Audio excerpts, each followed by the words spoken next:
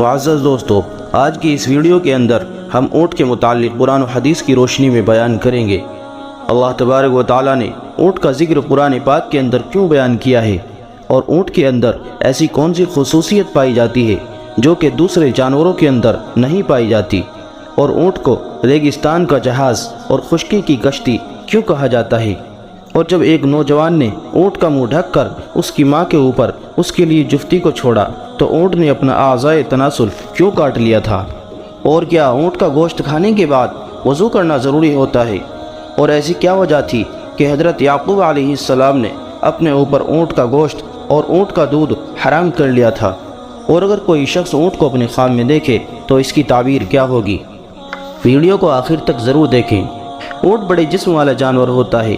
اونٹ کی خصوصیت یہ ہے کہ وہ بھاری بوجھ اٹھا کر بغیر کسی تکلیف کے پاؤں پر کھڑا ہو جاتا ہے اور بیٹھ بھی جاتا ہے۔ اگر کوئی چوہیاں اونٹ کی نکیل کو دبا کر جہاں لے جانا چاہے آسانی کے ساتھ لے جا سکتی ہے۔ اونٹ فرمانبرداری سے منہ نہیں موڑتا۔ اونٹ کی پشت اتنی پھیلی ہوئی ہوتی ہے کہ انسان اپنے سارے ساز و سامان کے ساتھ اور کھانے پینے اور ضرورتوں کی چیزوں کے ساتھ یعنی گدا، تکیہ اور کپڑوں کے ساتھ سواری کر سکتا ہے۔ اسے ایسا لگے گا گویا کہ وہ اپنے گھر کے اندر بیٹھا ہے۔ ان سب چیزوں کے باوجود اونٹ اس مصنوعی گھر کو لے کر چلتا پھرتا ہے۔ قرآن کریم میں اللہ تبارک و تعالیٰ کا ارشاد ہے، افلا ينظرون الى الابل کیف خلقت، کیا وہ اونٹ کی طرف نہیں دیکھتے کہ اللہ تبارک و تعالیٰ نے اس کو کیسے پیدا کیا۔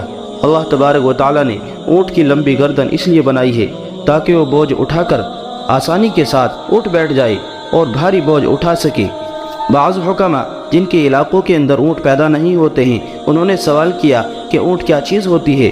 عقل مندوں نے سوچنے کے بعد جواب دیا کہ اونٹ ایک لمبی گردن والا جانور ہوتا ہے۔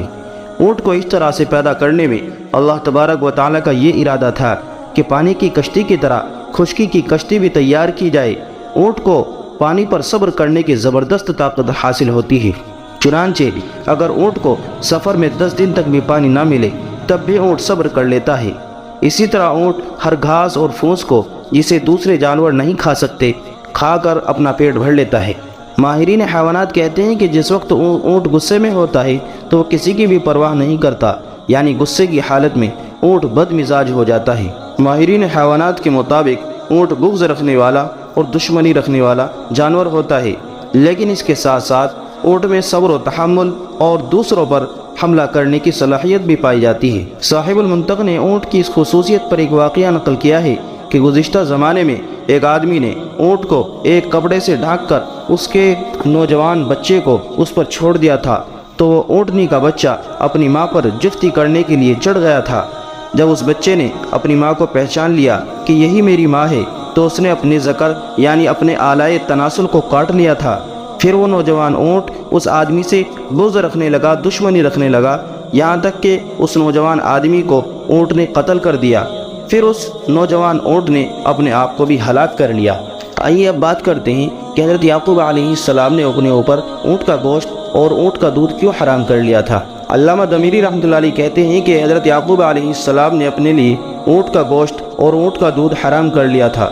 اونٹ کے گوشت اور اونٹ کے دودھ کی حرمت یہ ہے کہ یعقوب علیہ السلام کا اپنا یہ مجاہدہ تھا اور اپنے نفس کے لیے ایک کردار تھا۔ اس کی وجہ یہ ہے کہ آپ گاؤں کے رہنے والے تھے، اس وجہ سے آپ کو عرق النساء کی شکایت پیدا ہو گئی تھی، چنانچہ حضرت یعقوب علیہ السلام نے اونٹ کا گوشت اور اونٹ کا دودھ اپنے اوپر حرام کر لیا تھا۔ اسرائیل عبرانی زبان کا لفظ ہوتا ہے، یہ حضرت یعقوب علیہ السلام کا لقب ہے۔ اہل علم نے اونٹ کا گوشت کھانے پر وضو کے متعلق اختلاف کیا ہے۔ اگر کسی کا وضو ہو پھر وہ اس کے بعد اونٹ کا گوشت کھائے تو کیا اس کا وضو برقرار رہے گا یا ٹوٹ جائے گا؟ اہل علم کی بڑی جماعت کا یہ عمل ہے کہ اس کا وضو نہیں ٹوٹے گا۔ حضرت براء بن عازب رضی اللہ تعالی عنہ سے روایت ہے کہ رسول اللہ صلی اللہ علیہ وسلم سے اونٹ کا گوشت کھانے کے بعد وضو کے متعلق سوال کیا گیا۔ آپ صلی اللہ علیہ وسلم نے فرمایا کہ وضو کر لیا کرو۔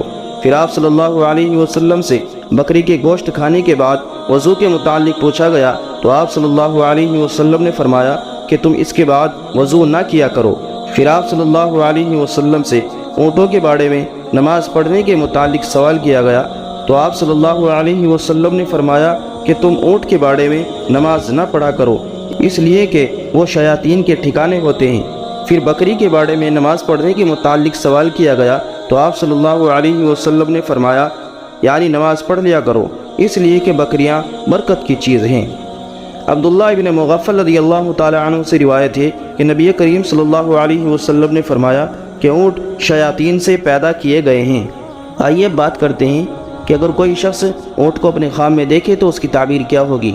محمد ابن سیرین رحمۃ اللہ علیہ نے یہ بھی کہا ہے کہ اگر کسی نے خواب میں دیکھا کہ وہ اونٹوں کا مالک بن گیا ہے تو اس کی تعبیر یہ ہوگی کہ اسے بہترین بدلہ ملے گا اور دین عقیدے میں سلامتی نصیب ہوگی، اس لیے کہ اللہ تبارک و تعالیٰ کا ارشاد ہے افلا ينظرون الى الابل كيف خلقت، کیا وہ اونٹوں کو نہیں دیکھتے کہ انہیں اللہ تبارک و تعالیٰ نے کس طریقے سے پیدا کیا۔ اگر کسی نے یہ کہا کہ میں نے خواب میں اونٹ کو دیکھا ہے تو اس کی تعبیر یہ ہوگی کہ وہ برے اعمال کا مرتکب بنے گا۔ چنانچہ اللہ تعالیٰ کا ارشاد ہے وَلَا يَدْخُلُونَ الْجَنَّةَ حَتَّى يَلِجَ الْجَمَلُ فِي سَمِّ الْخِيَاطِ، اور وہ لوگ جنت میں داخل نہیں ہوں گے یہاں تک کہ اونٹ سوئی کے ناکے سے گزر جائے۔ اگر کسی نے خواب میں چڑھنے والے جانور دیکھے یعنی کہ وہ اس حال میں ہے کہ اس نے انہیں چرانے کے لیے چھوڑ دیا ہے تو اس کی تعبیر یہ ہوگی وہ پیچیدہ معاملات میں غالب ہوگا اور مزید یہ کہ اسے نعمت خداوندی نصیب ہوگی، اس لیے کہ قرآن کریم کے اندر یہ ارشاد ہے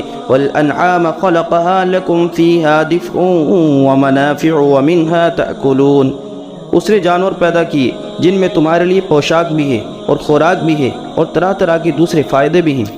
محمد ابن سیرین رحمۃ اللہ علیہ نے یہ بھی کہا ہے کہ اگر کوئی شخص خواب میں یہ دیکھے کہ اس نے اونٹ کا گوشت کھایا ہے تو اس کی تعبیر یہ ہوگی کہ وہ شخص بیمار پڑ جائے گا۔